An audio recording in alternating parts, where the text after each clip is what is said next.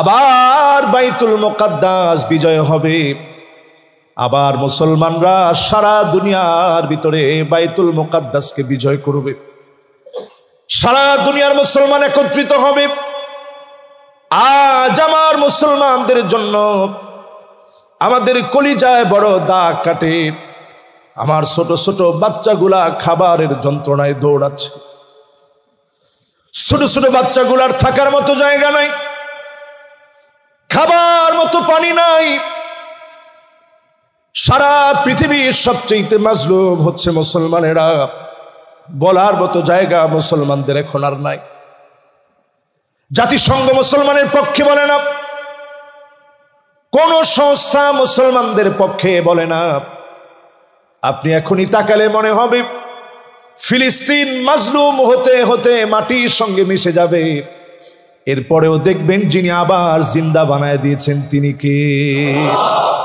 প্রত্যেকবার আঘাতের পরে মনে হয় ফিলিস্তিন নামক ভূখণ্ডটা মাটির সঙ্গে মিশে যাবে, কিন্তু আবার তারা জাগ্রত হয়ে যায়। ইমানের হিম্মত তারা হারিয়ে ফেলে না। সুম্মা ফাতহু বাইতুল মুকাদ্দাস, আবার বাইতুল মুকাদ্দাস গর্জে উঠবে।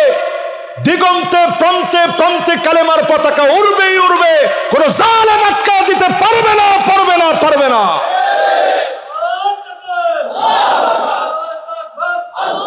তাহলে কয়টা আঙ্গুলের ভিতরে গুনে রাখতে হবে?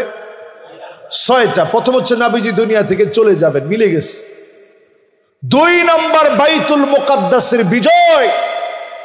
2 বার বিজয় হয়েছে। ওমর রাদিয়াল্লাহু তাআলা আনহুর সময় একবার, খালিদ বিন ওয়ালিদের সময় আরো একবার, বাকি আছে আর একবার গর্জে ওঠা মুসলমানের।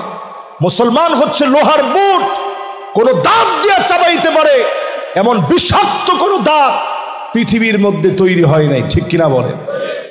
আমাদের বিজয় কোনো সংখ্যা দিয়ে জিন্দিগিতে কোনোদিন আসে নাই। কিয়ামত অবধি মুসলমানের কোনো বিজয় সংখ্যা দিয়ে আসবে না। বীরত্ব গাথা বিজয় আসবে একমাত্র যার সাহায্যে, তিনি কে? ছোট্ট করে একটা উদাহরণ দিই।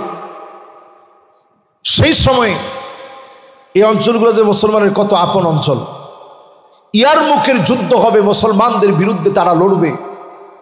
সেই সময়ের সবচেয়ে পাওয়ারফুল পরাশক্তি আমেরিকার মতো শক্তিশালী রোমক সম্রাটের বিরুদ্ধে মুসলমানরা লড়বে। মুসলমানের সৈন্য সংখ্যা মাত্র 36,000। কত হাজার? মাশাআল্লাহ, 36,000 শোনার পর আপনার আল্লাহু আকবার বলছেন যে হুজুর এটা তো কম না সংখ্যা। বদরে কয়জন আর সেইখানে কয়জন? 36,000 মুসলমানের সৈন্য সংখ্যা। বিপরীতে তারা আছে, রোমক সম্রাটের সৈন্য আছে 2,40,000। তাহলে আমাদের চাইতে বেশি কত? মাশাআল্লাহ, কত? মগবাজারে মোটামুটি আমার সামনে যারা আছেন অধিকাংশ কিন্তু ব্যবসায়ী শ্রেণীর মানুষ। তো 2,04,000 যদি বেশি হয় তাহলে হিসাবে তো আমরা সংখ্যাই নাই, পুরোটাই তো তারা। খালিদ বিন ওয়ালিদ যখন গেলেন, সাহাবায়ে কেরাম স্বাভাবিক এই বিরাট সংখ্যা দেখে তো একটু ভয় পাওয়ার কথা না? 2,40,000 বিশাল বাহিনী, সবার হাতে অস্ত্র। সেই সময়ের আমেরিকার মতো পরাশক্তিশালী তারা। খালিদ বিন ওয়ালিদ একটা বক্তব্য দিলেন। তিনি বললেন, আমরা এই প্রান্তে যুদ্ধ করতে আসি নাই, আমরা এসেছি আসলিম তাসলাম, ইসলামের সমহান আদর্শের দাওয়াত দিতে। এই দাওয়াত দিতে গিয়ে যদি আমরা প্রত্যেকে শহীদ হয়ে যাই, এক এক করে সবাই জীবন দিয়ে দিব, কিন্তু একজনও আমরা কাফেরকে দেখে ভীত সন্ত্রস্ত হয়ে ভয়ে পালাবো না। জোরে কোন আল্লাহু আকবার। প্রয়োজনে আমাদের একজনের জীবন চলে যাবে, আগে 200 জন আমাদের কাছ থেকে পরাভূত হবে, তারপরে আমার একলা একজনের জীবন যাবে, এর নাম হবে জিহাদ। জোরে কোন আল্লাহু আকবার। এই কথা যখন তাদের সেনাপতি শুনছে, সেনাপতি চিন্তা করলো, আজীব মানুষেরা, আমরা যাচ্ছি যুদ্ধ করার জন্য আর তারা যাচ্ছে জিহাদ করার জন্য, দুইটা তো দুই জিনিস। আর দেরি করে নেই, সেনাপতি খালিদ বিন ওয়ালিদকে ডাকলেন, ডেকে বললেন, ভাই জিহাদ আর যুদ্ধের পার্থক্য কি একটু আমারে বোঝান। বলছে, তোমরা হচ্ছ দেশ দখল করার জন্য আসছো, আর আমরা এসেছি আল্লাহর কালেমাকে উড্ডীন করার জন্য। জোরে বলেন আল্লাহু আকবার। আমরা এক একজনও জীবন দিতে একটা সেকেন্ড দেরি করব না। আল্লাহর জমিনের দিন কায়েমের জন্য এক সেকেন্ড আমরা দেরি করব না, আগে জীবনটা দিব। আমার জীবনটা চলে যাবে, আমার ভাই পাশ থেকে দাঁড়ায় যাবে, তার পাটা একবারের জন্য নড়বে না, শাহাদাতের তামান্নায় সে উদ্গ্রীব হয়ে তার জীবনও চলে যাবে। এর পরের জন দাঁড়ায় যাবে, একজনের পর একজন দাঁড়িয়ে যাবে, একজনও ইমানের পথ ছেড়ে দিবে না। জোরে করে আল্লাহু আকবার। জুলুম যখন চারদিকে ত্রাহি ত্রাহি করছে, প্রত্যেকবার রমাদান মাসে কেন তারা আমাদেরকে আঘাত করে? কারণ রমাদান মাস হচ্ছে মুসলমানদের বিজয়ের চেতনার মাস। জোরে বলেন আল্লাহু আকবার। আল্লাহ রাব্বুল আলামিন বদর দিয়েছেন এই রমাদানে। অসংখ্য বিজয় মুসলমানদের এসেছে রমজান মাসে। রমাদানকে কেন্দ্র করে অসংখ্য বিজয় যেহেতু আসছে, ইহুদিরা এটা জানে যে কোনো একটা রমাদান এমন হতে পারে যেই রমাদানে মুসলমানরা চূড়ান্ত বিজয় অর্জন করে ফেলবে। আল্লাহু আকবার। এই জন্য চূড়ান্ত বিজয়ের এই মাসে প্রত্যেকবার তারা আমাদেরকে আঘাত হানে। মনকে আমি সান্ত্বনা দিই এই বলে, নবীজি সাল্লাল্লাহু আলাইহি সাল্লাম যা বলে গেছেন কোনো কথা মিস হয় নাই, একথা নিশ্চিতভাবে জেনে রাখেন। সূর্য উঠে এটা যেমন সত্য, আগামীর পৃথিবী মুসলমানরা নেতৃত্ব দিবে এটাও সত্য। জোরে বলেন আল্লাহু আকবার। আল্লাহর হাবিব বলেন উদুদ সিত্তান বাইনা ইয়াদাইস সাআ, এই পৃথিবীর শেষ লগ্নে 6টা বিষয় আঙ্গুলে গুনে গুনে রাখবা, আঙ্গুলের ভিতরে গুনে রাখবা। 6টা বিষয় শেষ লগ্নে গুনে রাখা লাগবে। আখিরুজ জামান, শেষ লগ্ন চলছে, এই শেষ লগ্নে 6টা বিষয় গুনে রাখা লাগবে। 1 নাম্বার নবীজি বললেন মাউতি, আমি নবী চলে যাব, উম্মত হয়ে দুনিয়ায় আসলাম, আল্লাহ নবীকে একবারের জন্য দেখি নাই, একবারের জন্য নবীজির মুবারক চেহারাটা দেখতে পারি নাই, নবীজির হাত মুবারক স্পর্শ করতে পারি নাই, কপাল মুবারকে চুমু দিতে পারি নাই, আল্লাহ নবীর সঙ্গে ভালোবাসায় সিক্ত হয়ে আলিঙ্গন করতে পারি নাই। নবীজিরে কতটা ভালোবাসি, একবারের জন্য নবীজিরে দেখাতে পারি নাই। আল্লাহ নবী এই পৃথিবী থেকে চলে যাবেন, নবীজি বলে গেলেন উম্মত হাতের ভিতরে গুনে গুনে রাখবা। আল্লাহ নবী বলে গেলেন উম্মত হাতের ভিতরে গুনে গুনে রাখবা। আমি নবী দুনিয়া থেকে চলে যাব, নবীজি চলে গেলেন, আল্লাহ নবীকে জীবনে একবারের জন্য আমরা দেখি নাই, অনেকে স্বপ্ন যুগেও দেখি নাই, অনেকে মদিনাতুল মুনাওয়ারায় গিয়ে সালাম দিতে পারি নাই। তার মানে নবীজি প্রথম যেটা বললেন পুরাপুরি চলে এসেছে। সারা দুনিয়ার সব উম্মত এখন যারা আছে, আল্লাহর নবীকে আমরা দেখি নাই, নবী আমাদেরকে বড় আদর করে ভালোবেসে গিয়েছেন। আল্লাহর নবী হাদিসের ভিতরে জানিয়েছেন ওয়াদিত্তু লাউ রাআইনা ইখওয়ানানা, এক নজর যদি আমি আমার ভাইগুলাকে দেখতে পেতাম। আল্লাহর নবী আদর করে মহব্বত করে আমার মতো উম্মতকে আদর করে ভাই বলে ডেকেছেন। সাহাবায়ে কেরাম বলেন ও নবী আমরা কি ভাই না? আল্লাহর নবী বলেন না, তোমরা আমার ভাই নাও, ভাই হবে তারা যারা অনেক পরে আসবে। মান আমানা বি ওয়া লাম ইয়ারানি, না দেখে যারা ঈমান আনবে তারা হবে আমি নবীর ভাই। জীবনে একবারের জন্য আমি নবীরে দেখে নাই, না দেখে যারা ঈমান আনবে তারা হবে আমি নবীর ভাই। নবী সাল্লাল্লাহু আলাইহি সাল্লাম চলে গেলেন, আমরা উম্মত হয়ে আসলাম, একবারও দেখি নাই। তার মানে আঙ্গুলে যা নবী গুনে রাখতে বলেছেন 6টার ভিতরে একটা আমাদের সঙ্গে মিলে গিয়েছে, আল্লাহর নবীকে পাই নাই। বাকি আছে কয়টা? 2 নাম্বার আল্লাহর হাবিব বলেন সুম্মা ফাতহু বাইতুল মুকাদ্দাস, আবার বাইতুল মুকাদ্দাস বিজয় হবে। আবার মুসলমানরা সারা দুনিয়ার ভিতরে বাইতুল মুকাদ্দাসকে বিজয় করবে। সারা দুনিয়ার মুসলমান একত্রিত হবে। আজ আমার মুসলমানদের জন্য আমাদের কলিজায় বড় দাগ কাটে। আমার ছোট ছোট বাচ্চাগুলা খাবারের যন্ত্রণায় দৌড়াচ্ছে। ছোট ছোট বাচ্চাগুলার থাকার মতো জায়গা নাই, খাবার মতো পানি নাই। সারা পৃথিবীর সবচেয়ে মাজলুম হচ্ছে মুসলমানেরা। বলার মতো জায়গা মুসলমানদের এখন আর নাই।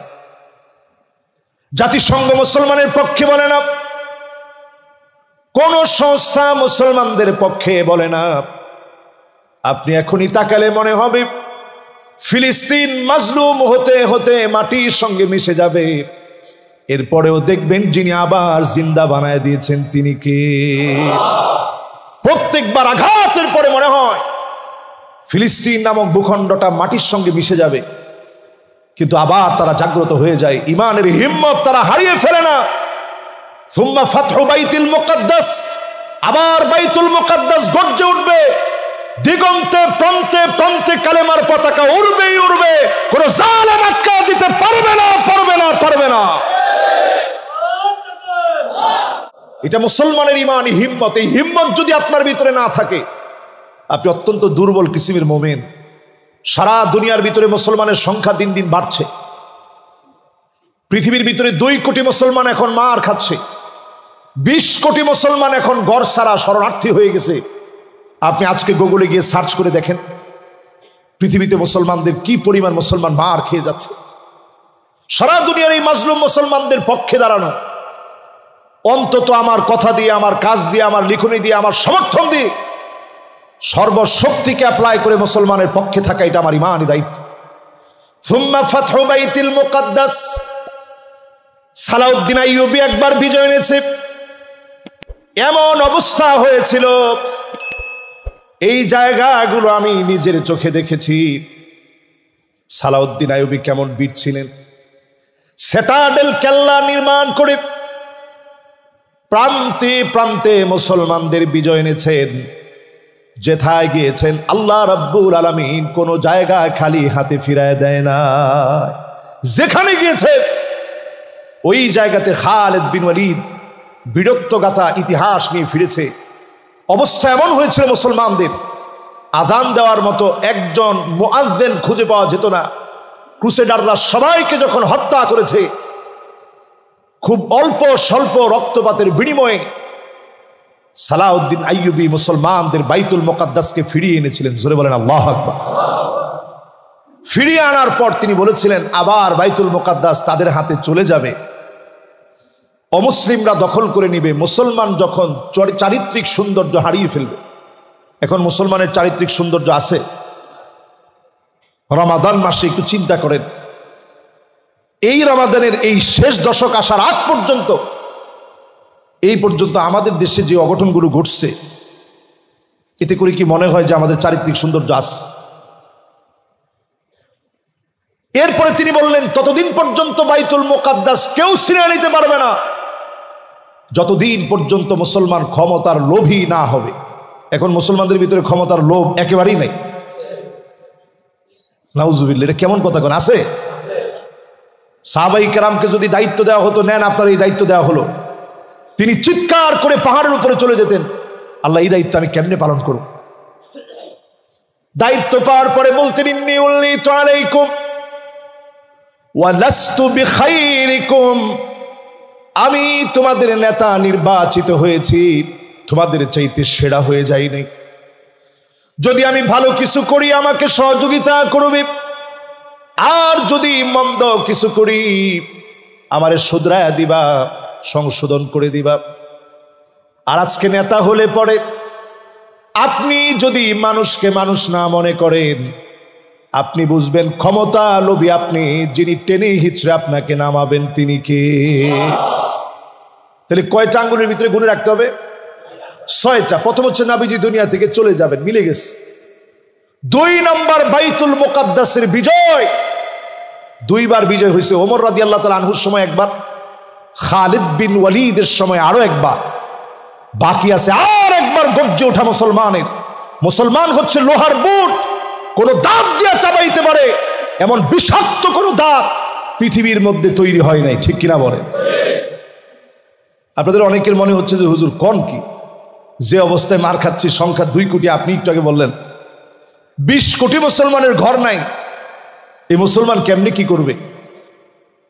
মুসলমান যেই দিন আবার ইমানের পথে আমরা ফিরে আসবো সেই দিন বিজয় আসবে। আমাদের বিজয় কোনো সংখ্যা দিয়ে জিন্দিগিতে কোনোদিন আসে নাই। কিয়ামত অবধি মুসলমানের কোনো বিজয় সংখ্যা দিয়ে আসবে না। বিরক্ত গাথা বিজয় আসবে একমাত্র যার সাহায্যে, তিনি কে?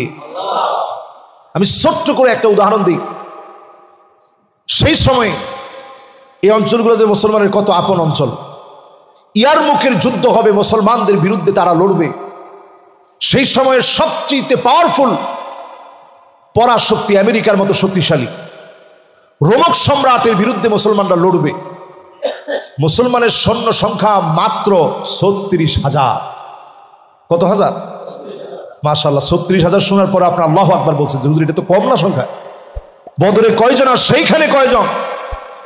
36,000 মুসলমানের সৈন্য সংখ্যা। বিপরীতে তারা আছে, রোমক সম্রাটের সৈন্য আছে 2,40,000। তাহলে আমাদের চাইতে বেশি কত? মাশাআল্লাহ, কত? মগবাজারে মোটামুটি আমার সামনে যারা আছেন অধিকাংশ কিন্তু ব্যবসায়ী শ্রেণীর মানুষ। তো 2,04,000 যদি বেশি হয় তাহলে হিসাবে তো আমরা সংখ্যাই নাই, পুরোটাই তো তারা। খালিদ বিন ওয়ালিদ যখন গেলেন, সাহাবায়ে কেরাম স্বাভাবিক এই বিরাট সংখ্যা দেখে তো একটু ভয় পাওয়ার কথা না? 2,40,000 বিশাল বাহিনী, সবার হাতে অস্ত্র। সেই সময়ের আমেরিকার মতো পরা শক্তিশালী তারা। খালিদ বিন ওয়ালিদ একটা বক্তব্য দিলেন। তিনি বললেন, আমরা এই প্রান্তে যুদ্ধ করতে আসি নাই, আমরা এসেছি আসলিম তাসলাম, ইসলামের সমাহান আদর্শের দাওয়াত দিতে। এই দাওয়াত দিতে গিয়ে যদি আমরা প্রত্যেকে শহীদ হয়ে যাই, এক এক করে সবাই জীবন দিয়ে দিব, কিন্তু একজনও আমরা কাফেরকে দেখে ভীত সন্ত্রস্ত হয়ে ভয়ে পালাবো না। জোরে কোন আল্লাহু আকবার। প্রয়োজনে আমাদের একজনের জীবন চলে যাবে, আগে 200 জন আমাদের কাছ থেকে পরাভূত হবে, তারপরে আমার একলা একজনের জীবন যাবে, এর নাম হবে জিহাদ। জোরে কোন আল্লাহু আকবার।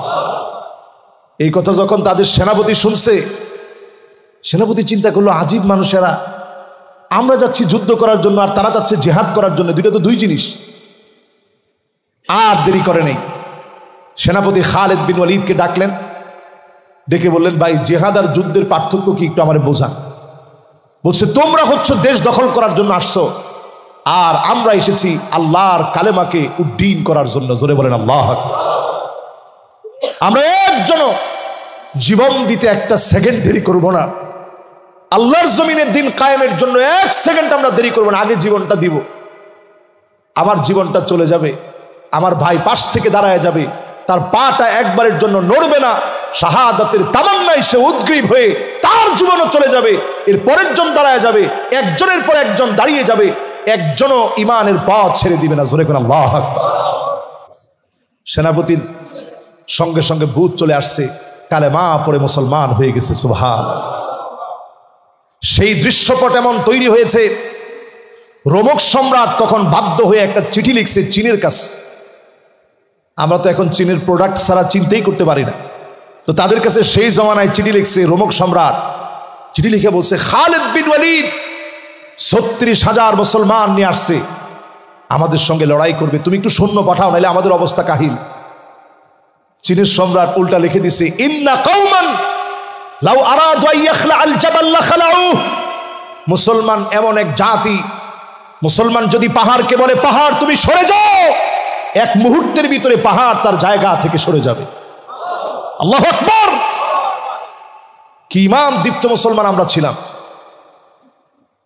চিন্তা করেন, ওই লোকটা কিন্তু মুসলমান না, চীনের সম্রাট কিন্তু মুসলমান না, কিন্তু মুসলমানের সম্পর্কে লিখছে কি, মুসলমান যদি বলে পাহাড় তুমি সরে যাও, এক মুহূর্তের ভিতরে পাহাড় তার জায়গা থেকে পরিবর্তন করে পাহাড় জায়গা চেঞ্জ করে ফেলবে, সরে যাবে, এর নাম মুসলমান। এদের সাথে বাড়াবাড়ি করতে যেও না। জোরে কোন আল্লাহু আকবার। আচ্ছা, এই কথা বলার পরে রোমক সম্রাটের সাহস বাড়ছে না কমছে? আগেই মুসলমানদেরকে ভয় পাচ্ছিল যে রোমক সম্রাট, পৃথিবীর সবচেয়ে বড় পরাশক্তি। আর যখন চিঠির মধ্যে লিখে দিয়েছে যে মুসলমানের সঙ্গে লড়তে, এরা পাহাড়কে বললে পাহাড় সরে যাবে, আর তোমার সৈন্য কি করবে? কাটা তার দিয়ে পুরা এই ইয়ারমুখ জায়গাটা আমার নিজের চোখে আমি দেখছি, আল্লাহ আমাকে দেখাইছে, আলহামদুলিল্লাহ। তো এই জায়গাটায় কাটা তার দিয়ে পুরা জায়গাটাকে ঘেরাও করেছে। উদ্দেশ্য ছিল মুসলমানদেরকে তারা লটকিয়ে রাখবে, মুসলমানদেরকে মারার পরে লটকায় রাখবে, নিদর্শন বানাবে। আল্লাহ রাব্বুল আলামিন ইয়ারমুখের প্রান্তে খালিদ বিন ওয়ালিদের নেতৃত্বে এমন শক্তি মুসলমানদেরকে দান করলেন। 1000 করে 36টা কাতার করালেন খালিদ বিন ওয়ালিদ। আঘাতের পালাক্রমে 3টা নাম দিলেন। একটার নাম দিলেন কলব, মূল আঘাতকারী দল।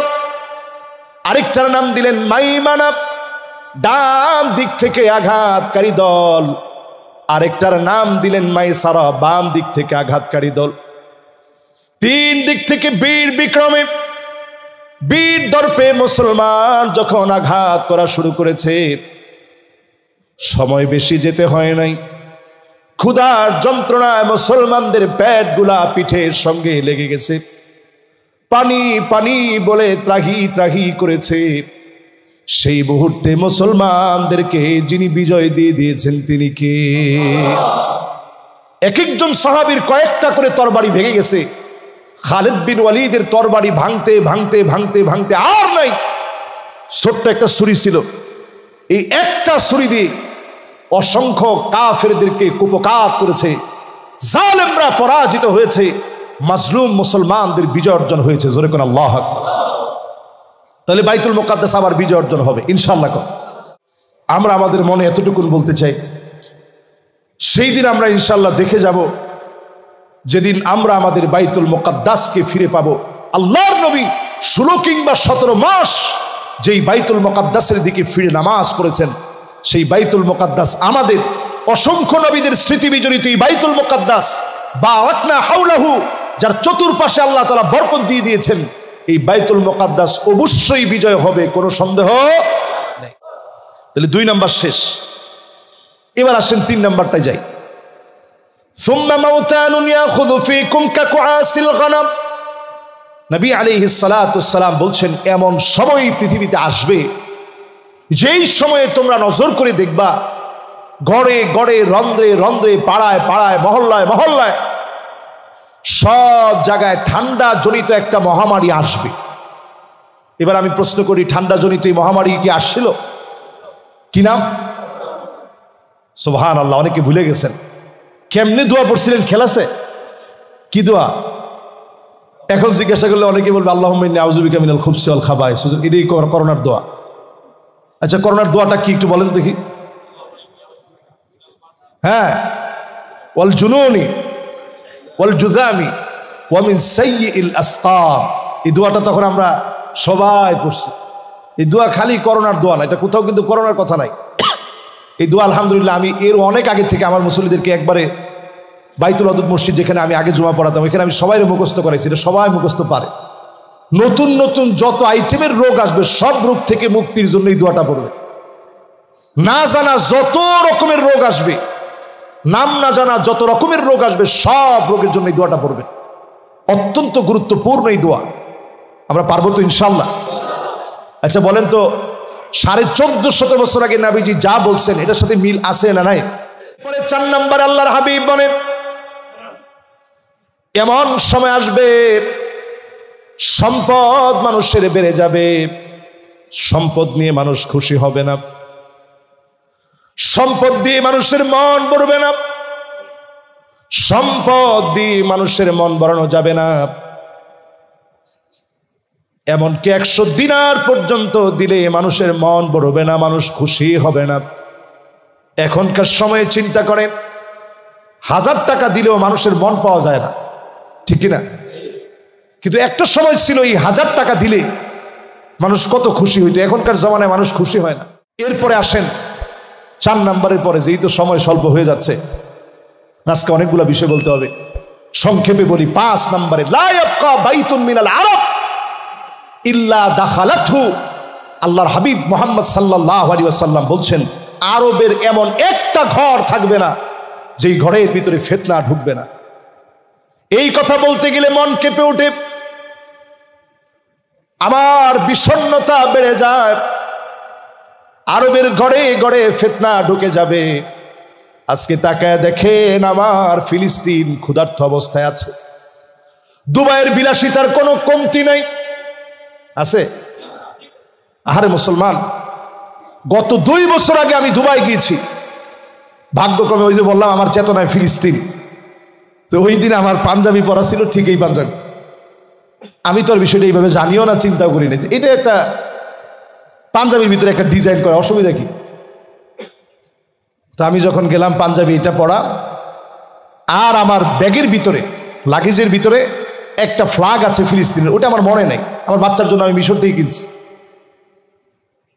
আমি যখন এটা নিয়ে শুধু দুবাই গেলাম, যাওয়া মাত্র আমাকে এমন ভাবে ধরছে, মনে হয় কিছু একটা তারা পাইছে আছে। তা আমাকে নিয়ে একেবারে খুব ভালোভাবে সার্চ করলো। আমি তো অবাক হয়ে গেছি। আমার বলতেছে যে তোমার কাছে কি কি আছে? আমি বললাম আলহামদুলিল্লাহ আমার কাছে অনেক কিছু আছে। কি কি আছে? আমি বললাম আমার পাঞ্জাবি আছে, আমার জামা আছে, আমার কোটি আছে, আমার টুপি আছে।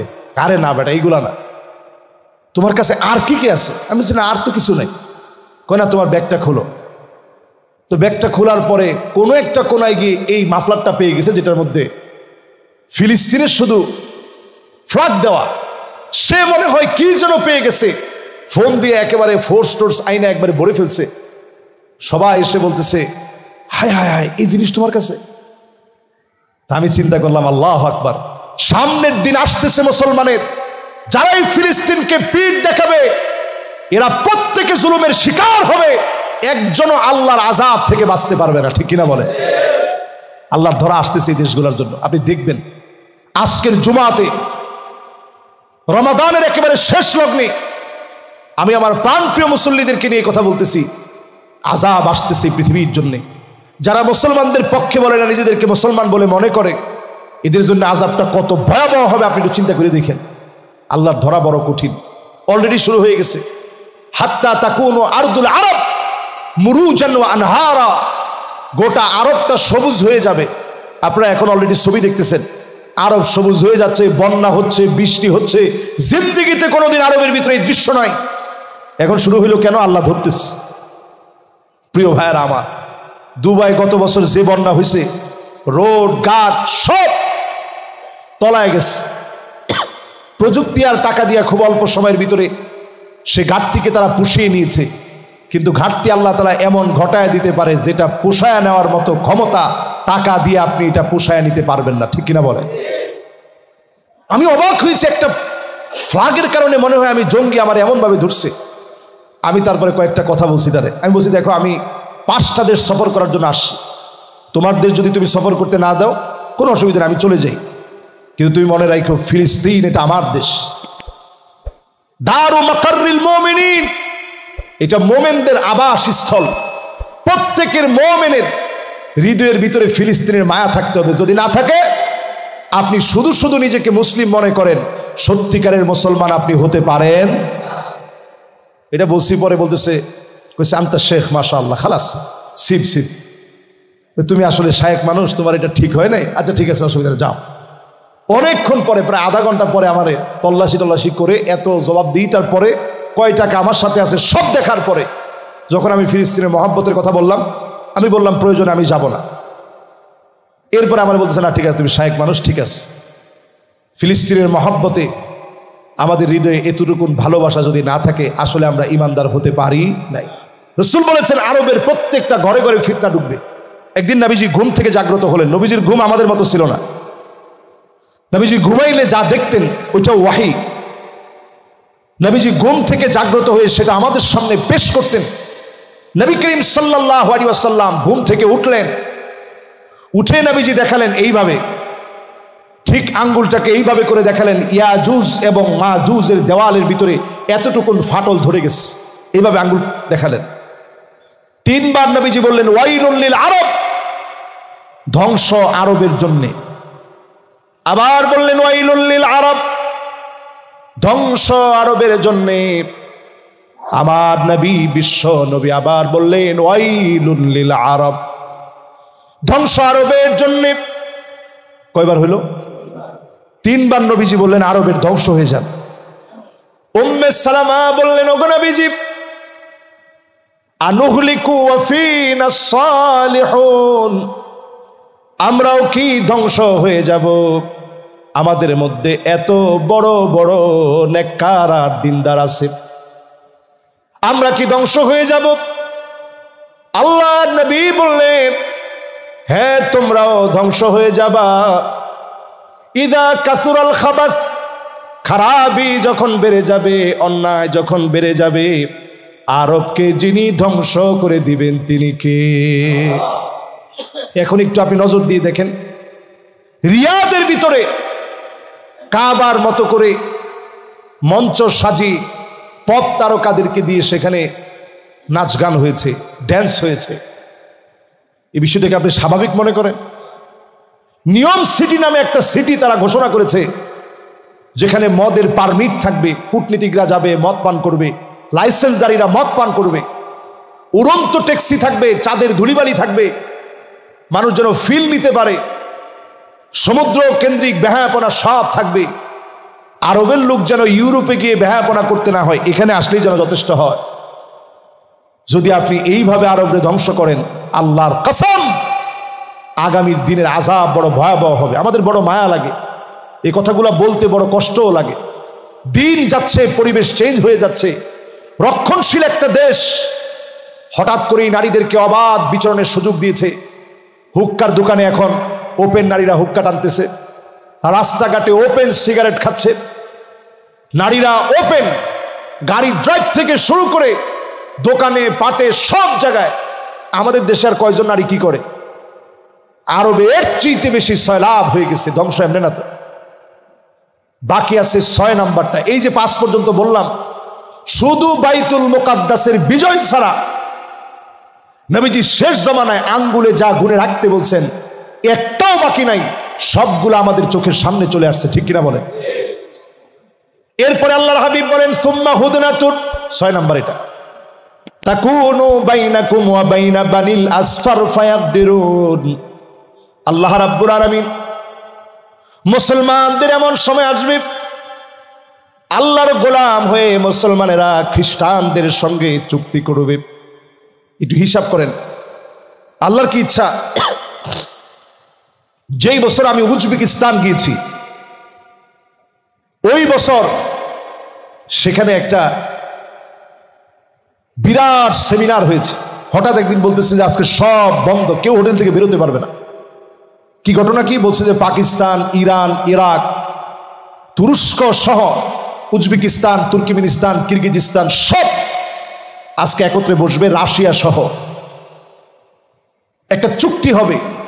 আমার এই হাদিসের কথা তাৎক্ষণাৎ মনে পড়ে গেছে, সুম্মা হুদনাতুন তাকুনু বানিল আসফার। এমন কিছু খ্রিস্টানদের সঙ্গে চুক্তি হবে যারা ক্যাথলিক খ্রিস্টান। আমি চিন্তা করলাম এই খ্রিস্টানরা এখন আছে কোথায়? রাশিয়াতে। যখন তুরস্ক অল বলা হয়, তুরস্কে যখন বিজয় হলো, মুসলমানদের হাতে আসলো, সেই সময়ে এইখানের খ্রিস্টানরা চলে গেলেন রাশিয়াতে। তুরস্কের বিশাল জায়গা, আপনারা সকলে জানেন, ইস্তাম্বুল যেটাকে বলে, কনস্টান্টিনোপলের সময়। এই কনস্টান্টিনোপল যেটা মুসলমানরা কুস্তুনতুনিয়া বলতেন, এই কুস্তুনতুনিয়ার বিজয়ের পরে এই খ্রিস্টানরা চলে গেছে রাশিয়ায়। রাশিয়া এখন মুসলমানদের পক্ষে যতটুকুন বলে খুশি হওয়ার খুব কারণ নেই। নবীজি এরপরেই বলছেন সুম্মা তাকুনু হুদনাকুম, একটা সন্ধি হবে তোমাদের সঙ্গে, বাইনাকুম ওয়া বাইনা বানিল আসফার, তোমাদের মাঝে আর ওই খ্রিস্টানদের সঙ্গে একটা চুক্তি হবে। ফায়াকদিরুন, অচিরেই এই চুক্তি ভঙ্গ হয়ে যাবে। এই চুক্তি টিকবে না, এই চুক্তি থাকবে না, ভঙ্গ হবে। আর এই চুক্তি ভঙ্গ হওয়ার পরেই একটা লড়াই লাগবে সারা পৃথিবীব্যাপী। মুসলমান জেনে রাখেন, আগামীর পৃথিবী 3য় বিশ্বযুদ্ধের জন্য সব প্রস্তুত করে রেখেছে। একেবারে গ্রাউন্ড তৈরি হচ্ছে সারা দুনিয়া ব্যাপী। ফিলিস্তিনকে যতগুলা বোম মারা হচ্ছে, তত বেশি সারা দুনিয়ার ভিতরে তৃতীয় বিশ্বযুদ্ধের গ্রাউন্ড তৈরি হচ্ছে, ঠিক কিনা বলে? আপনি চিন্তা করতে পারেন, নবী সাল্লাল্লাহু আলাইহি সাল্লাম 1450 বছর আগে কথাগুলো বলে গেছেন। 1450 বছর আগে আল্লাহর হাবিব বলে গেছেন চুক্তি ভঙ্গ হবে, এরপরে একটা মাইর হবে, 80টা পতাকাবাহী দল বের হবে, বিরাট বিরাট দল। বর্তমান পৃথিবীর 80টা দেশ মনে করেন দল নিয়ে বের হবে, এক একটা সৈন্য হবে বিশাল সৈন্য সংখ্যা। নবীজি সাল্লাল্লাহু আলাইহি সাল্লাম সংখ্যাধিক্য হাদিসের ভিতরে বোঝালেন। এই বিশাল সৈন্য নিয়ে লড়াই হবে। এই লড়াইয়ের পরে পৃথিবীর অবস্থা কি হবে? পৃথিবীর অবস্থা হবে এমন, 3-এর 1 মারা যাবে পৃথিবী থেকে। অন্য হাদিসের ভিতরে আসছে 100 জনের ভিতরে 99 জনই মারা যাবে, 1 জন বেঁচে থাকবে। মানে এত বেশি মানুষের এত বেশি প্রাণ হারাবে, এত বেশি রক্ত ঝরবে। এরপরে যিনি মুসলমানদেরকে বিজয় দিবেন তিনি আমার আল্লাহ। জোরে বলেন আল্লাহু আকবার। এতগুলো কথা বলে আমি আমার পরিসংখ্যান টানতে চাই এইভাবে, নবীজি এই যে 6টা বলছেন, 6টার মিল একেবারেই চোখের সামনে, ঠিক কিনা? আপনাদের সবার কাছে কি এটা মনে হয়েছে না সন্দেহ আছে? এবার আপনারা ঘরে গিয়ে হাদিসটা আবার নিজেরা পড়বেন, নিজেরা দেখবেন।